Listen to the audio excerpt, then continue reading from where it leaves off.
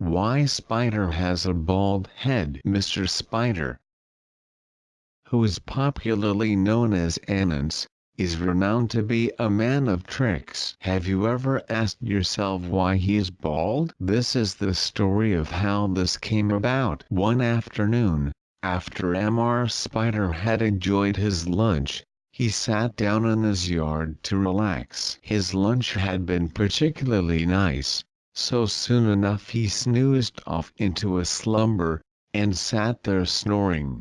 NRRROOGH NRRROOGH.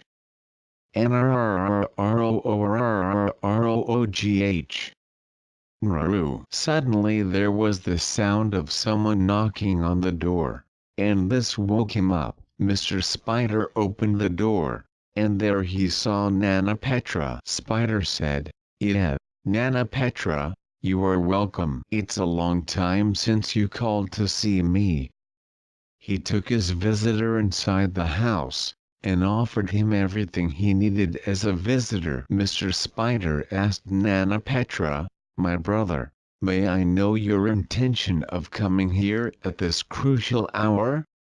Nana Petra paused for some time, then spoke solemnly, "HM, it is sad news I bring you, Brother Spider."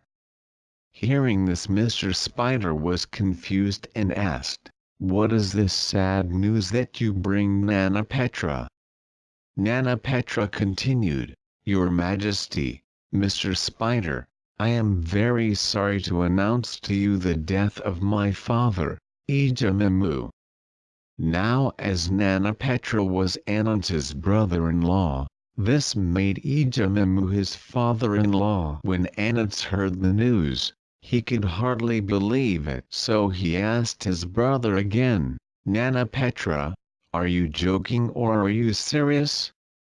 Nana Petra assured him that he was not joking, and eventually Anansi understood that his dear father-in-law was no more. Before Nana Petra left again, he told Anansi that the funeral and the rites would be held 3 days later in the residence of his late father-in-law. After Nana Petra left, Anansi went to see his close friend, Mr. Dog, and told him he would very much like him to accompany him to the funeral and last rites of his departed father-in-law. Mr. Dog agreed. When it was time to go to the funeral, Mr. Spider told his friend Mr. Dog he should carry along his guitar, so they could play some mournful tunes at the funeral ground. They slowly made their way to the house where the funeral was taking place. Mr. Spider had dressed himself in some very expensive cloth and put on a large dark hat to show his respect for the deceased. When the friends arrived, everybody was very excited,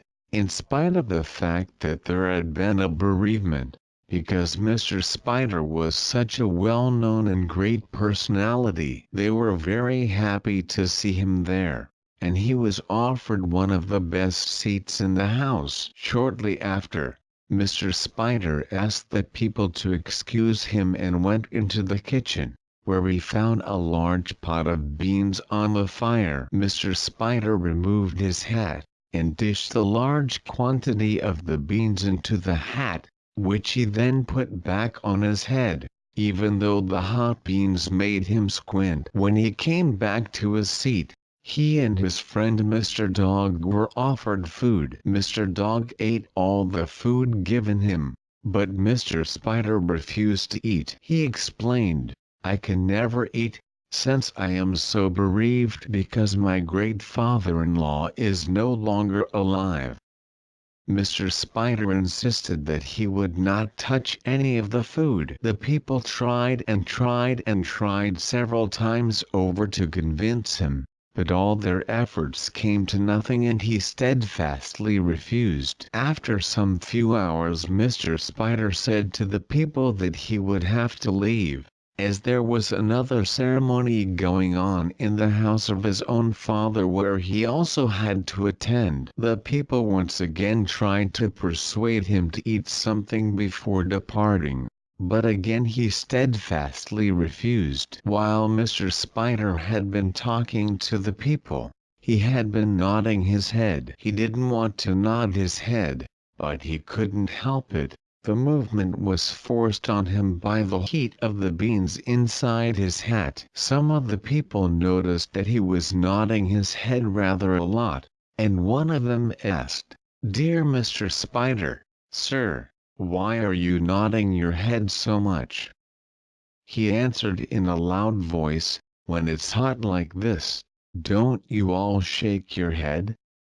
After that Mr. Spider and his friend Mr. Dog departed from the funeral ground. On their way home Ants could not sustain the suffering the hot beans were causing to his poor head. The heat was just getting too much. He finally had no choice. With a great scream he removed his large black head and the beans spilled out all over the street. Some people who had been walking along stopped to gaze at him, and others came out of their houses, attracted by the commotion. One said, "This man, he is a foolish man." Another said, "He is not normal. What normal person would carry beans inside his head and cover his head with it?" Then Mr. Dog said to his friend, "My dear Spider, whatever happened to your beautiful hair?" Mr. Spider touched his head, and noticed that all his hair had disappeared. The beans had been so hot that they burned off all his hair. And from that moment onwards Mr. Spider and all his offspring went around with a bald head.